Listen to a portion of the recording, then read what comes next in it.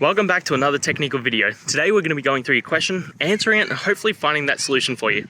Now, remember to stay just a little bit crazy like me, and hopefully you get to that resolution. Now let's continue on.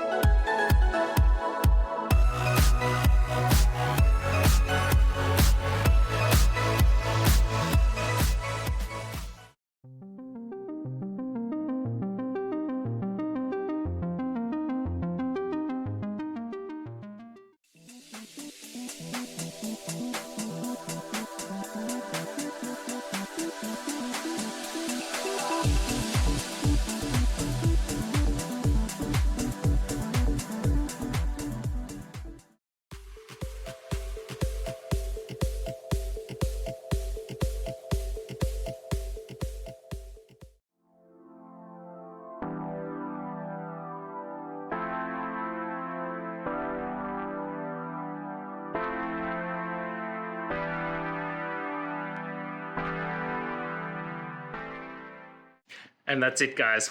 I hope this video helped find that resolution you're looking for. If it did, please hit subscribe. I'd really appreciate it. And until next time, I hope you have a good one. Cheers.